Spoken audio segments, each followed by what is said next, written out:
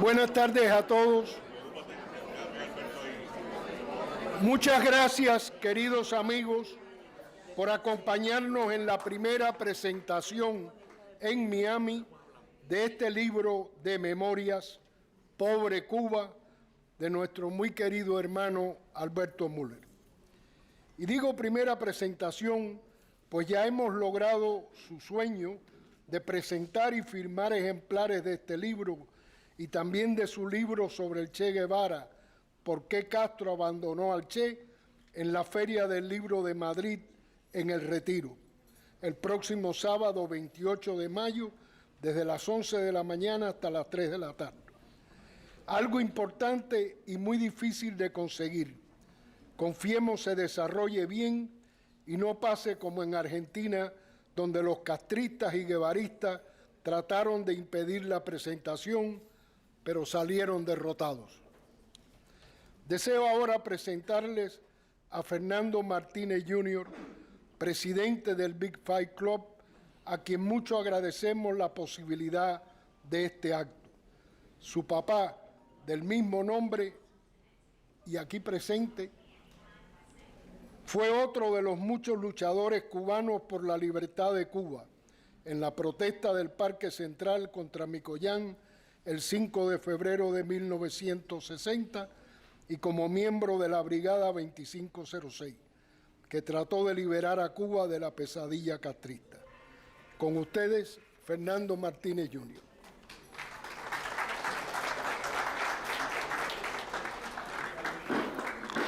Buenas tardes.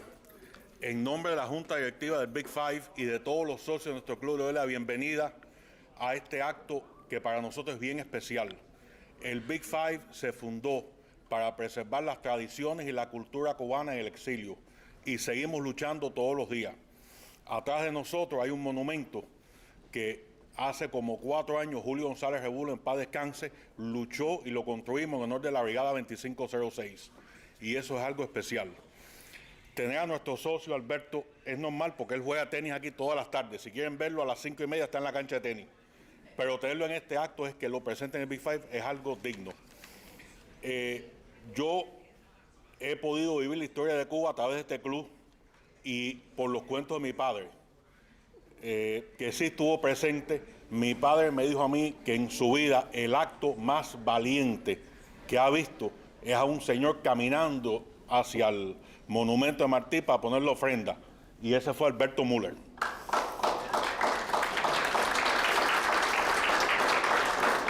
A través de los años muchas personas hablan por radio y todo, y uno lo lee y uno va a leer el libro y eso, pero Alberto ha hecho algo más. Él lo ha hecho, lo ha vivido, lo ha cumplido en una cárcel. Alberto, ¿cuántos años? 15 años. Yo no puedo imaginarme un día en una cárcel. Y ese señor ha cumplido 15 años en una cárcel por sus principios, por su integridad. Y Dios te bendiga, Alberto, y gracias en nombre de nuestro club y de todos los socios. Gracias.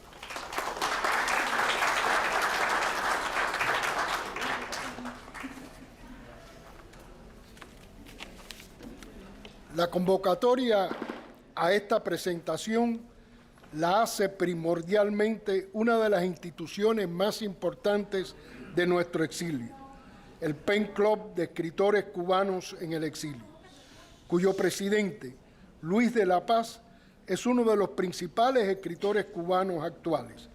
A él agradecemos ser parte de esta presentación. Con ustedes, Luis de la Paz.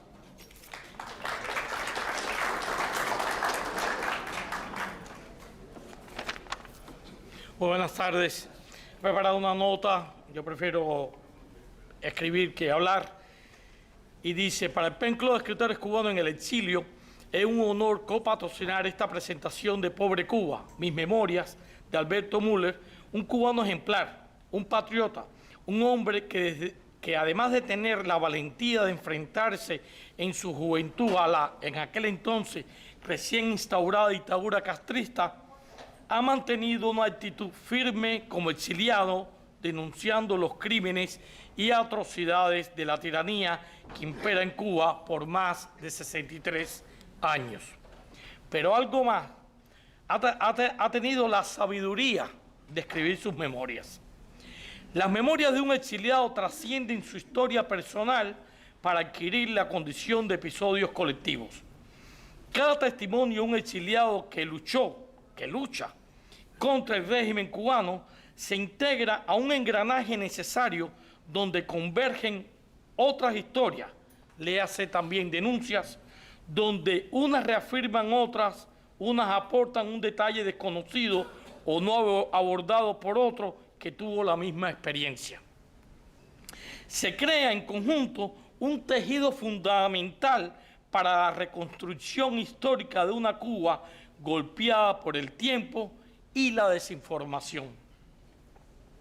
En Pobre Cuba, mis memorias, Müller rememora la protesta de 1960 contra la visita a la isla de Anastas Mikoyan, funcionario soviético, hecho que marcaba un claro acercamiento del castrismo con el comunismo ruso. En esa manifestación de estudiantes estaba también Juan Manuel Salvat, el editor de este importante libro-documento bajo el prestigioso sello Ediciones Universal, y también otros jóvenes estudiantes universitarios. Alberto Müller narra en Pobre Cuba, mis memorias, sus años en prisión, 15 años, donde tuvo la desgarradora experiencia de un fusilamiento simulado. Aborda las torturas a las que fueron sometidos muchos hombres para hacerlos claudicar. Como muchos cubanos, tuvo que salir al exilio, donde ha mantenido una actitud vertical de enfrentamiento a la dictadura a través de sus crónicas en periódicos miamenses como Diario Las Américas y El Nuevo Herald, la radio y en los libros publicados a lo largo de su trayectoria como escritor. Libros importantes, pero nunca tan esenciales como Pobre Cuba, que hoy presentamos. Para el Pen Club de Escritores Cubanos en el Exilio, es un privilegio tenerlo en nuestra filial del PEN Internacional y poder patrocinar este evento, este encuentro literario y patriótico. Muchas gracias.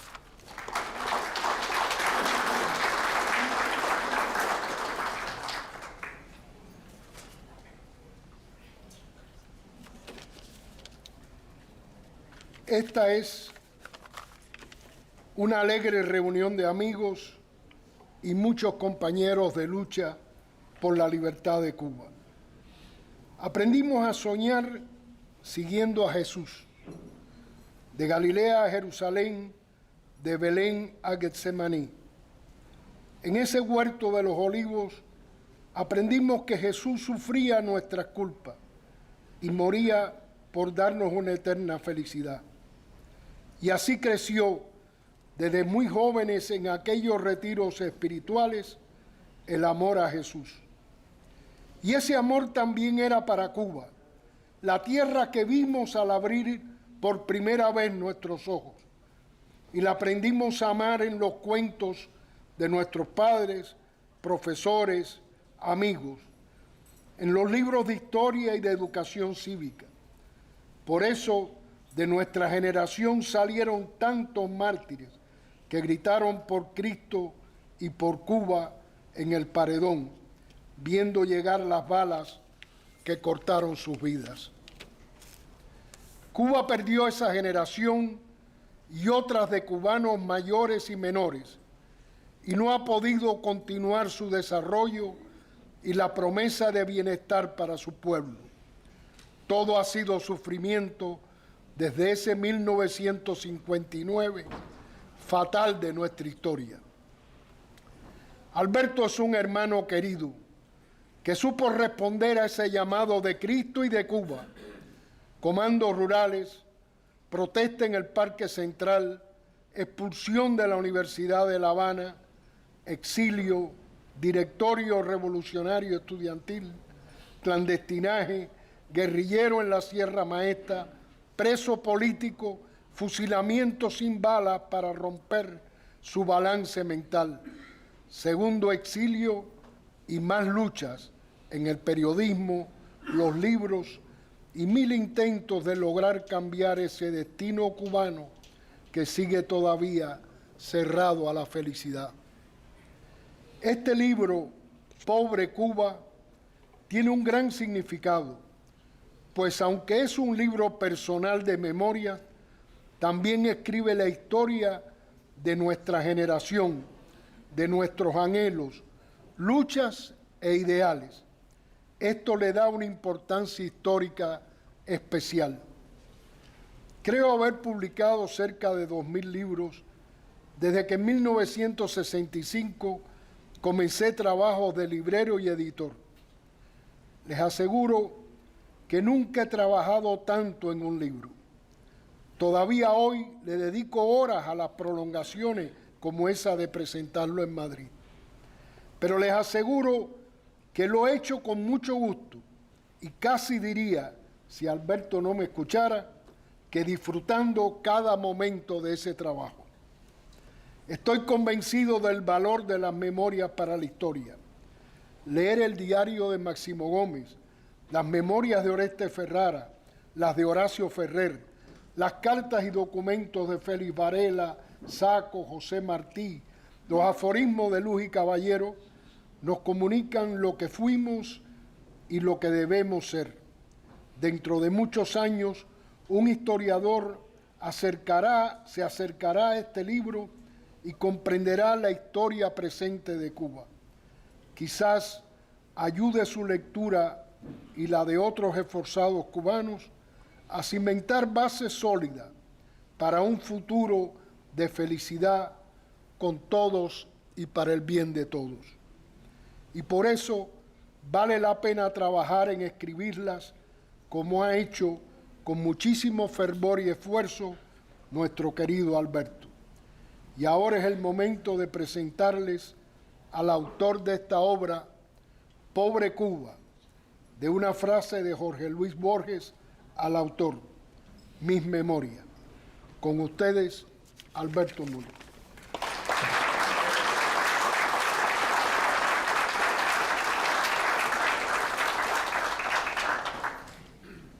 No se preocupen, traigo apuntes porque el tiempo es limitado, se está grabando para el canal 17. Yo antes de empezar, lo que tengo para decir, quería una bendición del padre Alberto. Rápida. Una bendición para ti, Alberto, y para todo nuestro pueblo, en nombre del Padre, del Hijo y del Espíritu Santo. Bueno, primero, gracias a todos por acompañarme en este momento de mi libro de memorias, Pobre Cuba. Yo me emociono fácilmente, pero no se preocupe. No se preocupe que el valor no se va.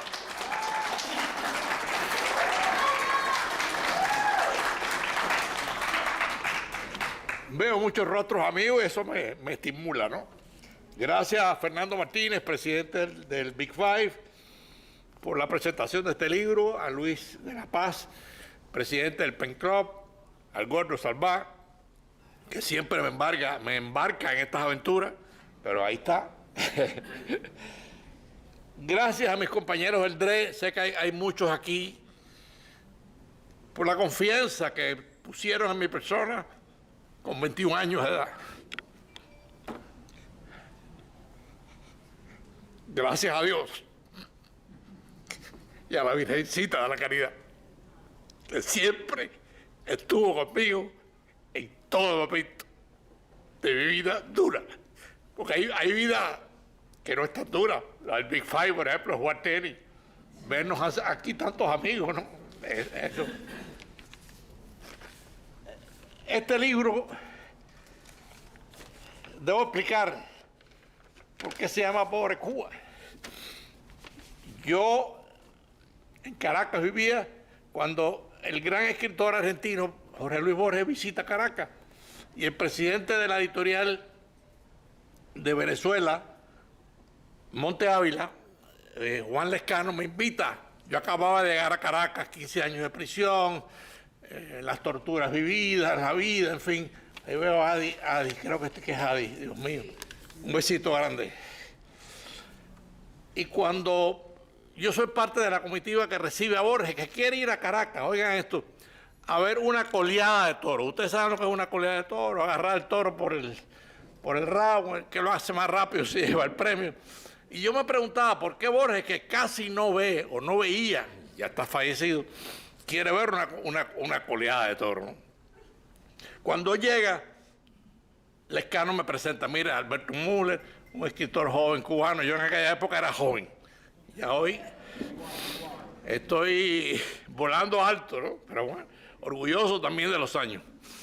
Y Borges, que veía de penumbra, me pregunta por Cuba. Yo trato de hacerle un resumen de 2 o 3 minutos, no había mucho tiempo. Y al final de mi resumen, recuerdo que me puso la mano en el hombro, me miró así como queriendo identificarme y me dijo, pobre Cuba.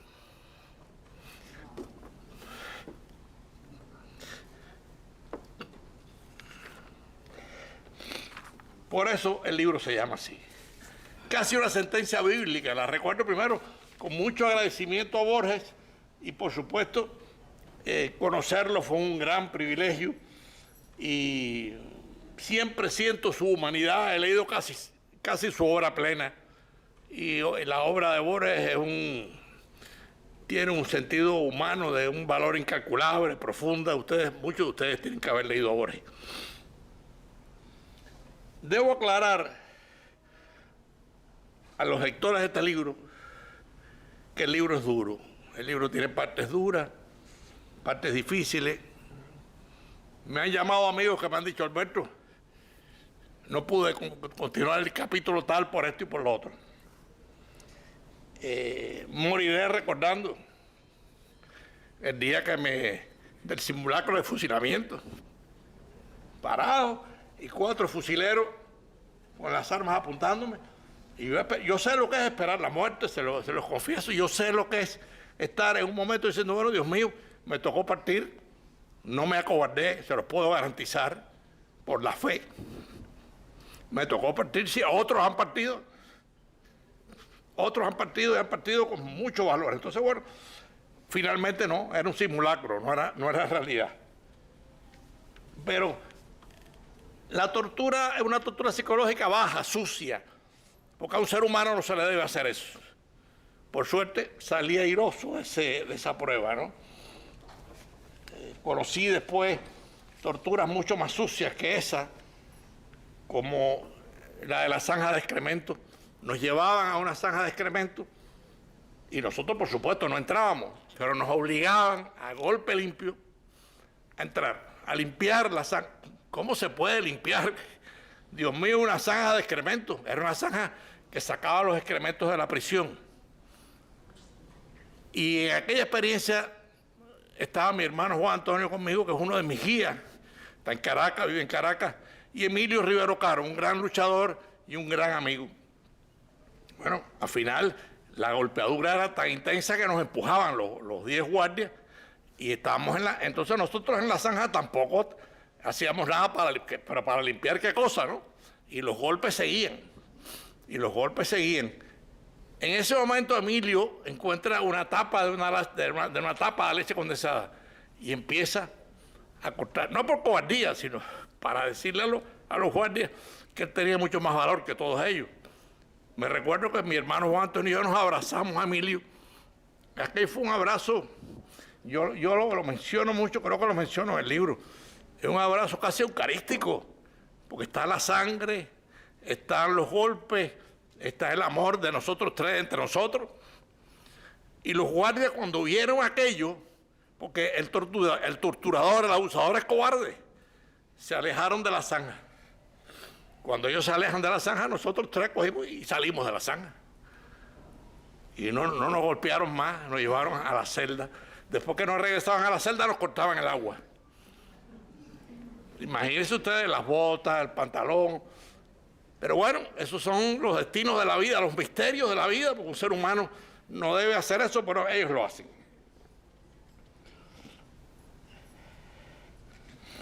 Después, y cuento esto al principio, en mi primera noche de detención, bueno, ya eso lo conté, el simulacro de fusilamiento. En el libro cuento mi niñez, que es una parte muy bonita del libro. Aquí están algunos de mis primos, mis hijos, Claro, mis hijos no conocieron el cerro. No, sería un misterio milagroso y no lo fue. Pero sí, aquí veo muchas caras queridas del cerro. Por ahí está Beatriz, Silvia, en fin, de mi casa, de mi casona del cerro. Digo casona porque era una casa muy grande, donde vivía mi abuelo, con mi padre y Sarita, mi madre, con Carlos y Augusta, los papás de Elena y de Javier, que están aquí, y con Enrique y Obdulia y su hija Lourdes. Éramos 7 primos en aquella casa que tenía como 20 cuartos. Nosotros le decimos la casona del cerro, y ahí vivíamos estas 3 familias con mi abuelo. Yo no recuerdo, en los 20 años que viví ahí, o 18, una discusión, una desavenencia. En esa casa se abría por la mañana la puerta a las 7:30 o a las 7, se ponía un ganchito, y ahí entraba el hielero, el panadero, el carbonero, y en esa casa no pasaba nada. Cuento esto porque esto hace apacible esta etapa de mi niñez, ¿no? O sea, realmente guardo un enorme recuerdo de esa etapa del cerro. O sea, y además, como dice la frase, el cerro tiene la llave. No sé si será verdad, pero por lo menos tiene el estadio. Tiene el estadio. Un gran amigo mío, que supongo que esté aquí, que es Enrique Sosa, cuando leyó el libro, ahí está, me dijo: Alberto, una de las cosas que más me impresiona de este libro es lo que cuentas y la cantidad de gente que tú describes y defines, y es verdad. Sin embargo, debo decir que a pesar de que revisábamos el libro minuciosamente, salvar a uno de los que revisaba el libro, se nos olvidaron algunos nombres. Y quiero decirlo, por ejemplo, Luisita Esquiro, la Casa de los Esquiros era un campamento del directorio. La Casa de los Esquiros era un lugar donde yo dormí mucho tiempo en la Casa de los Esquiros. Se buscaban casas de gente tranquila, de gente que no tenía ninguna, en su récord, ninguna revoltura. Entonces, yo en esa casa, y después la casa se usó para reuniones. Bueno, pues a mí se me olvidó Luisita Esquiro. Y debo decirle, se me olvidó Evelio Ley, yo no sé si Evelio está aquí, que era un compañero inseparable de toda la lucha, se me olvidó Néstor Campanería, el hermano de Virgilio, Dios mío. O sea que a pesar de lo que dice Enrique, que es cierto, tuvimos olvido. Y yo espero que en la próxima edición, que va a ser rápida, porque el libro se ha vendido bien, gracias a Dios, se puedan poner los nombres que pasamos por alto cuando no debimos haberlos pasado por alto, ¿no?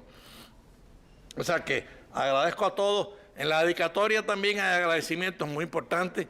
Casi todas las personas que dedico el libro son personas fallecidas, con excepción de Iliana Michelena, que está muy delicada de salud, pero que fue mi gran amiga de la adolescencia.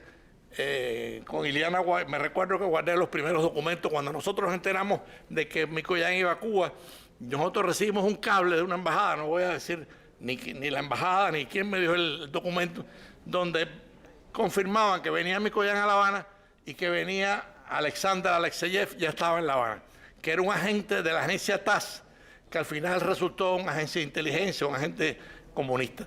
Con esa información yo, pues, inmediatamente el gordo se enteró y viene la preparación. Ese documento lo guardé en la piscina de casa de Iliana, no se me olvida.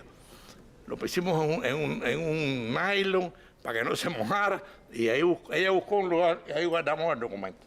Por eso, además, gran amiga de esa época, y por eso le dedico el libro. La primera persona que se lo dedico. Después la segunda es Anita Díaz Silveira, que también me acompañó mucho en la clandestinidad, una excelente luchadora, una persona muy disciplinada. Y yo siempre digo que si estoy aquí con ustedes hoy es porque pudimos cumplir las reglas de la clandestinidad, que son muy estrictas, no las violamos, y por supuesto nos burlamos en cierto sentido de la seguridad del Estado. Eso es importante. Después le dedico el libro a Chilo Borja. Dios mío, qué personaje del directorio. Un hombre de una fidelidad absoluta, un luchador, y lamentablemente murió hace unos años, pero era una figura clave en el directorio. No sé si Miguelón está, yo recuerdo a él y a Miguelón siempre de milicianos, nos reuníamos mucho por la responsabilidad que ambos tenían, ¿no? Y el libro, bueno, pues el libro después de Chilo se le dedica a Virgilio. Virgilio pasa a la historia de Cuba como un héroe inconfundible.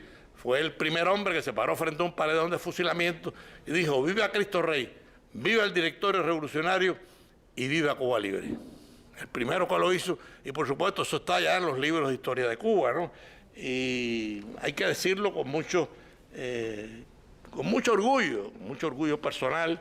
Ahí también le dedico el libro después a otros fusilados, a Guiar, Tapita, o sea, Tapia Ruano, Juan Ferrer, a Teresita Valdés Hurtado, que falleció recientemente. Teresita Valdés Hurtado estaba siempre en todas las incidencias desde que nosotros creamos el periódico Trinchera en la universidad, en el Parque Central y después en el exilio. Es un personaje inseparable de todo nuestro quehacer, que todo está descrito en Pobre Cuba, ¿no? Después, precisamente producto de lo de Micoyán, que el Gordo habló algo, o sea, nosotros organizamos la protesta de Micoyán porque nos parecía absurdo que una revolución que acababa de triunfar con la promesa de hacer elecciones, de instaurar la Constitución del 40 y de respetar la libertad de prensa, invitara al asesino de Budapest. O sea, Micoyán era el hombre que había enviado los tanques rusos a Budapest en el año 56 para aplastar el levantamiento estudiantil y militar de Budapest en ese momento. Entonces nosotros dijimos, pero bueno, fue una señal, creo que Luis mencionó algo, la señal del Parque Central, obviamente delata a Fidel Castro. O sea, lo delata. Una vez que pasó el acto del Parque Central, todo cambió para nosotros. Me refiero para el grupo de Trinchera, del Parque Central. ¿Y por qué cambió? Bueno, porque nos convertimos, la revista Life, en su portada, puso el evento de Micoyán con fotos. Cuando nosotros vamos, por cierto, hay una anécdota que debo contar, porque aquí está Elena, una de mis primas, y Javier. Cuando yo llego al Parque Central con la corona, me encuentro en la acera a tu abuela, Carola Muncay, ¿no? Antonia Muncay. Una señora además, por cierto, muy cariñosa. Y me dice: Alberto, que tú estás aquí. Y yo leí y le dije a la persona: mira, trata de salir pronto del parque porque estamos en una protesta en el Parque Central contra Micoyán. Entonces ella me hizo caso y cruzó. Yo recuerdo que la vi y salir del Parque Central, cruzar Prado, porque creo que vivía cerca. Tengo ese recuerdo muy agradable de ella, ¿no? De los Mulcay, pero además los Mulcay eran como los Mules, ¿no? Éramos familia. Todo cambia después del Parque Central para nosotros. Es como un giro de inflexión. La seguridad empieza a perseguirnos. Recuerdo una vez que yo salí de la universidad y vi un carro siguiéndome. Y cuando llego al túnel, a pagar el túnel, el carro sigue atrás de mí. Y entonces yo me encuentro ahí con Blanco, el esposo de Mirta Díaz Valar. Los dos carros pagando y le digo: no te separes, que tengo un carro atrás siguiéndome. Y bueno, me emparejó su carro con el mío y el carro que me venía siguiendo se fue enseguida en la rotonda de Cojime. O sea, anécdotas y todo cambia. De ahí ya nosotros nos escondemos en el escondite. Tuvimos una experiencia única, de un misticismo tremendo. Llegamos al convento de San Francisco, ahí nos esconden, y cuando nos ponen en una celda, el franciscano me dice: aquí estuvo José Antonio antes de salir. O sea que José Antonio, antes de salir, que muere, estuvo en la misma celda que estuvimos nosotros posteriormente. Me recuerdo que eso para nosotros fue como un designio especial. Estar en el mismo lugar donde había estado José Antonio 3 años antes de morir. Interesante. De ahí salimos ya para la embajada, salimos a Miami. Cuando llegamos a Miami, en una asamblea estudiantil se crea el directorio. Se hace una asamblea, eran como 40 estudiantes, 50, no recuerdo. Pero era un grupo numeroso y ahí se acuerda crear el directorio siguiendo la tradición de José Antonio y yo creo que fue Salvá. Me propone a mí para ser su secretario general. Por eso yo digo que el gordo siempre me pone por delante. Pero bueno, yo esa noche, lo cuento en las memorias, yo esa noche, cuando me fui a dormir, dije, Dios mío, yo tengo 21 años. Y bueno, si el directorio, porque uno de los acuerdos fue que había que salir para Cuba. Si hay que salir para Cuba, el primero tengo que ser yo. Y entonces, bueno, esa noche me hice esa pregunta muchas veces, ¿por qué yo? Si yo de estos quehaceres casi no sé nada. Bien, pero bueno, me tocó y me empecé a preparar, empecé a leer libros sobre la clandestinidad, las reglas de la clandestinidad. Y efectivamente, en noviembre estaba yo clandestino en Cuba para comenzar la lucha de confrontación ya frente a frente con el régimen cubano. Había algunos compromisos que se habían hecho desde el gobierno de Eisenhower de ayudar a la resistencia interna, de ayudar a la clandestinidad, y después se hizo el compromiso de la Brigada 2506, debo decirle, la heroica Brigada 2506, hay que decirlo así. Bueno, empezamos toda la conspiración. Una de mis primeras reuniones en La Habana fue con Néstor Campanería para hacer la unidad del SAC, la integración del SAC con el directorio. Recuerdo que hice mi primer recorrido nacional, no sé si Josefina Suárez está aquí, una gran amiga y compañera del directorio, fue la que me acompañó en ese recorrido. Siempre en los recorridos esos, el que corre más peligro nunca maneja, para evitar que si hay una multa, pues lo agarren como un bobo en el timón, ¿no? Entonces Josefina me manejó en ese recorrido, que fuimos hasta Santiago de Cuba, Matanzas, recorrimos todas las provincias. Ahí, bueno, ahí se hizo contacto con los provinciales que iban a ser nombrados para el directorio. Fue un viaje muy bonito, después cuando estamos en Oriente, el padre Rivas nos pide que traigamos para La Habana a dos muchachas que estaban perseguidas por la seguridad. Y bueno, no era lo ideal, pero las montamos al carro y las trajimos para Miami.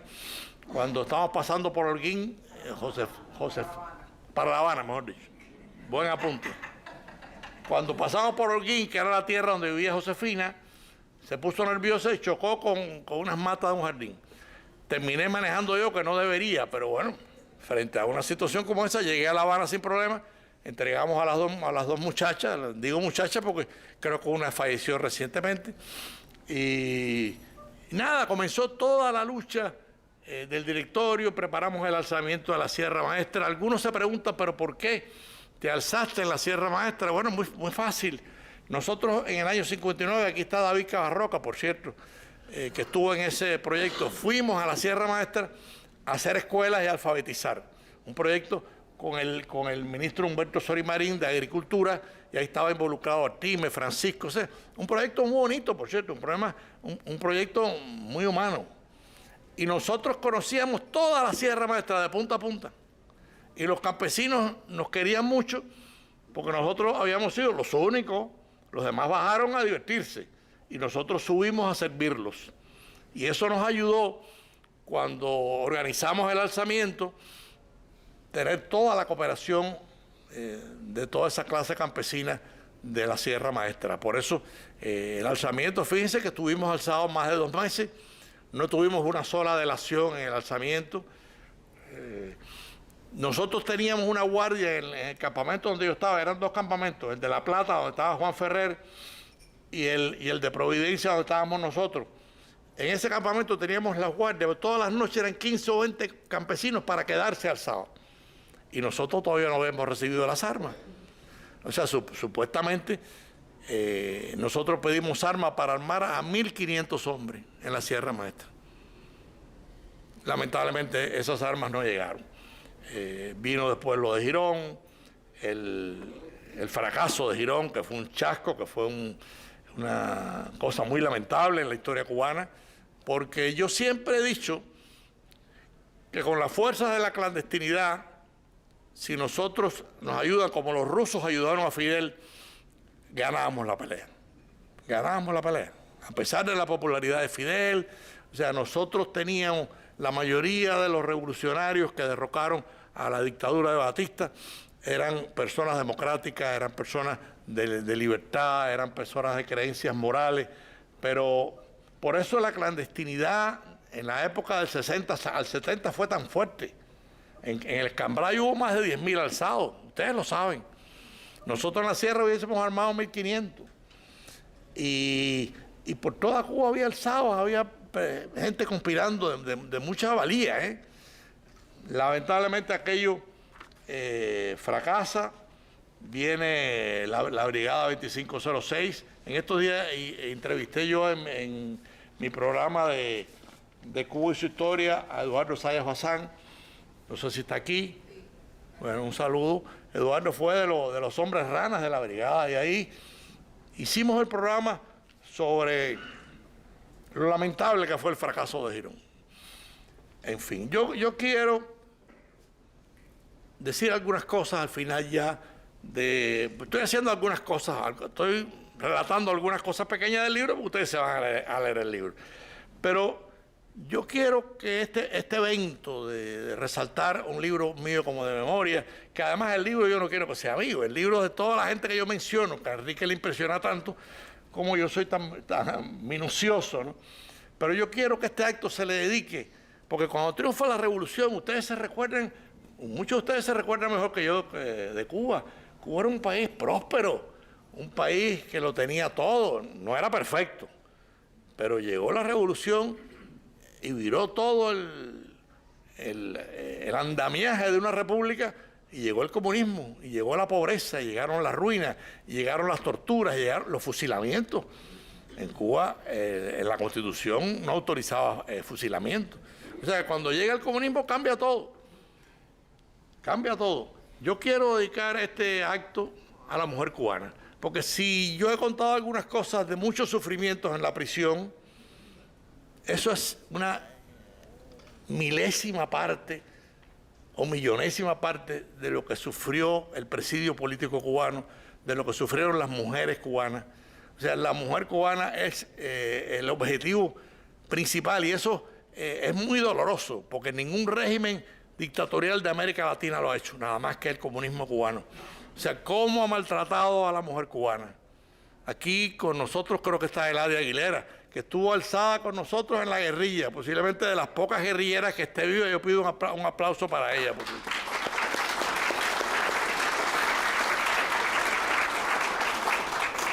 No sé si Cari Roque pudo llegar, está enferma, pero me dijo que iba a hacer todo el intento.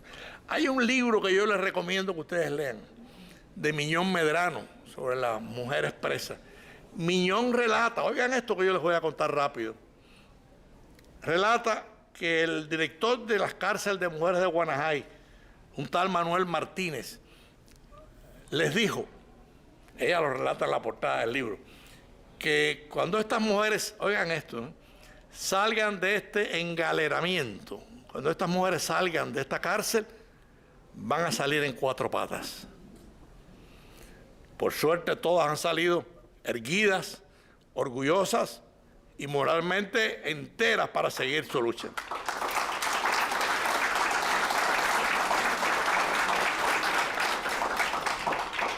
Estas son las, posiblemente el que haya salido en 4 patas es el oficial y posiblemente sea un alcohólico, porque esa es una evolución. El ser humano no nació para maltratar, ni para torturar, ni para golpear a ningún semejante. El ser humano nació para amar y para vivir decentemente. Entonces posiblemente el que salió en 4 patas debe ser este hombre, no lo sé. Y además tampoco me interesa mucho, ¿no? Yo quiero terminar este acto porque no quiero pasarme del tiempo que está fijado para decir, quería decir lo de las mujeres, porque lo de las mujeres, la mujer cubana ha sido el objetivo primero del comunismo. Qué cobardía, ¿verdad? Pero yo quería aprovechar que este evento también sea para resaltar el sacrificio que está viviendo hoy el pueblo de Ucrania. toda la maldad y todo el crimen de un régimen autoritario contra un pueblo indefenso. Yo me he preguntado en estos días si el hecho del Parque Central contra los tanques soviéticos, bueno, ahora siguen los tanques soviéticos contra Ucrania. ¡Viva Ucrania! Debo decirlo en este evento. Un pueblo que ha sufrido como nosotros, pero el salvajismo es tan fuerte que uno no sabe realmente a dónde está el corazón de algunos seres humanos. Y cuando menciono Ucrania, quiero hacer un paralelismo también, que está en el libro. O sea, no crean que el salvajismo contra Ucrania no lo vivimos nosotros. En Cuba está la famosa matanza de Río Canímar, 60 hombres asesinados fríamente porque intentaron salir de Cuba. La masacre del remolcador 13 de marzo, 42 personas muertas, entre ellos 11 niños asesinados. La matanza de la rastra de la muerte de la Brigada 2506, que los mete en una rastra en Girón, cerrada y sin ventilación. Cuando llegan a La Habana hay 11 muertos. La matanza en el presidio político de Isla de Pino, con el trabajo forzado. Ahí está Ernesto Díaz Madruga, el primer mártir del trabajo forzado, un muchacho de 22 años del directorio revolucionario, que le atraviesan un bayonetazo en el recto y murió a las pocas horas. O sea, menciono estas masacres porque son típicas de los regímenes totalitarios. Las estamos viendo en Ucrania, pero las hemos visto en Cuba. Yo no descansaré hasta ayudar porque mi voz es una voz pequeña, pero a que Cuba sea juzgada en los tribunales internacionales por las masacres, por los abusos, por los fusilamientos y por las torturas. Todavía en Cuba se tortura. Yo recuerdo, lo mencionaba hoy en radio, me acordé ahora, cuando muere Zapata Tamayo. Ustedes saben quién es Zapata Tamayo, un muchacho que hace una huelga en protesta porque lo tienen preso y muere. Cuando muere Orlando Zapata Tamayo, bueno, yo como periodista de Radio Martí intento, todos los periodistas salimos a buscar la confirmación de la muerte. Yo había entrevistado varias veces a Orlando y había entrevistado a su mamá. Y tan buena suerte tengo que hago mi llamada y me sale la mamá. Bueno, la saludo y yo les voy a contar esto que es muy triste. Me dice: Müller, estoy frente al cadáver de mi hijo. Tiene las espaldas llagadas de golpes.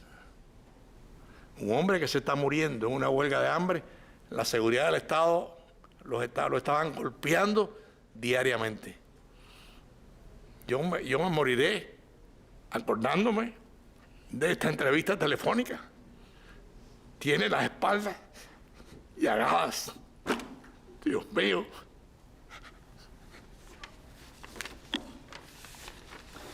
Ya terminamos, no descansemos. Que este libro nos sirva de estímulo para seguir denunciando lo que se padece en Cuba. No lo que dice Alberto Müller. Alberto Müller relata la maldad de un régimen y la maldad de unos torturadores. Les repito, yo estoy contando una parte minúscula de lo que hemos sufrido. Pero no descansemos en denunciar lo que está pasando en Cuba. Aquí, inclusive en Miami, hay representaciones de todos los grupos de Cuba. Desde el Movimiento Cristiano de Liberación de Osvaldo Payá, un Paco, del Grupo Oriental, de Fantú, de Las Villas, el Partido Pedro Luis Boitel de Matanza, las Damas de Blancos en La Habana, todos estos grupos, partidos republicanos cubanos. O sea, hay 7 o 8 grupos fuertes, el Movimiento San Isidro, los artistas cubanos que fueron los que protagonizaron la manifestación del 11 de julio, donde miles de cubanos salieron a las calles a pedir libertad y a protestar porque no querían un régimen comunista. Están todos presos, inclusive en estos momentos hay denuncias de los menores presos en Cuba. No descansemos, en denunciar esto, no descansemos en ayudar a la resistencia cubana, que este libro, que ustedes hoy se van a llevar y van a leer, que, como repito, es un libro que tiene cosas duras, sirva. Si sirve para eso, yo estoy feliz, se los confieso. Si sirve para que todos ustedes, aunque sea un granito de arena, a todos estos grupos luchadores de Cuba, ayudarlos. No podemos bajar la guardia. Ustedes dirán, bueno, Müller, con la edad que tiene, bueno, yo puedo hacer poco, pero yo todavía escribo y todavía denuncio y todavía trabajo como periodista. Entonces, y a cada uno le puede tocar un pequeño granito, pero vamos a ponerlo, vamos a ayudar en todo lo posible, inclusive si tenemos la posibilidad de ayudar al pueblo ucraniano también. Pero me refiero a Cuba, porque la frase de Cuba todavía retumba en nosotros, por lo menos retumba mucho en mí. Pobre Cuba, de verdad, pobre Cuba. Gracias a todos por estar conmigo esta noche en este recuerdo doloroso.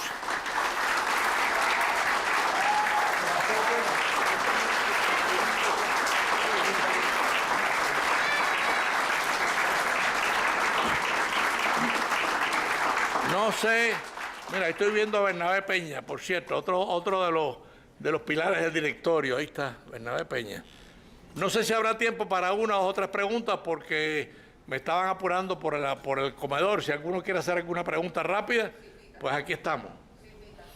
¿Quién? Felicito por haber mencionado las empresas, ¿ok? Mi nombre es Reynold Rodríguez. Reynold, ¿qué tal? ¿Cómo Haciendo la película para que quede para la historia. Yo lo sé, me alegro mucho de la película, gracias. ¿Alguna pregunta adicional? Yo sé que todos deben tener un poco de hambre. Una observación, Alberto. Yo creo que esto que está pasando en Ucrania va a ser el turning point para acabar con el comunismo internacional. Ojalá, ojalá. ¿Qué tú crees que por aquí hay alguien? Creo que era Pablín. Dime, Silvita. Yo me leí tu libro, voy a decir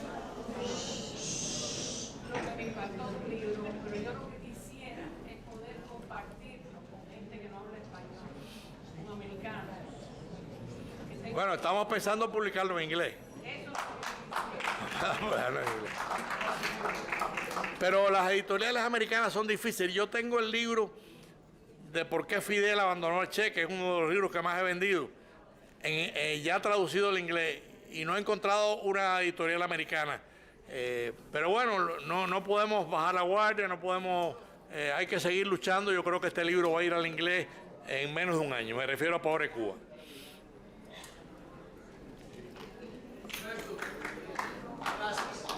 Alex. ¿Alguna pregunta, comentario? Bueno, Alex, yo lo quiero como si fuese un sobrino y a veces lo quiero como un hijo. Alex, socio del Big Five. Y ahorita decía que yo jugaba tenis todos los días. Bueno, es un poco exagerado, Fernando. Yo sí juego tenis por lo menos 3 o 4 veces a la semana, la verdad. Y eso me mantiene físicamente bien. No para alzarme, ya yo no tengo edad para alzarme, pero sí para estar físicamente y mentalmente bien. Alberto, soy argentino. No, y un colega, que hay un colega, identifícate, por favor. Soy Agustín Ramón, muchas gracias. Pero soy argentino, tuve la suerte de compartir muchas horas con Jorge Luis Borges y tu recuerdo me trajo muchas cosas que me pasaron. Pero quiero agradecerte todo lo que has hecho por los cubanos. Sos un gran tipo. Me tocó. Lo que he sufrido está ya dedicado. A los que me torturaron están perdonados. Estoy obligado a perdonarlos. Y no tengo ningún rencor por eso. Bueno, los que quieran...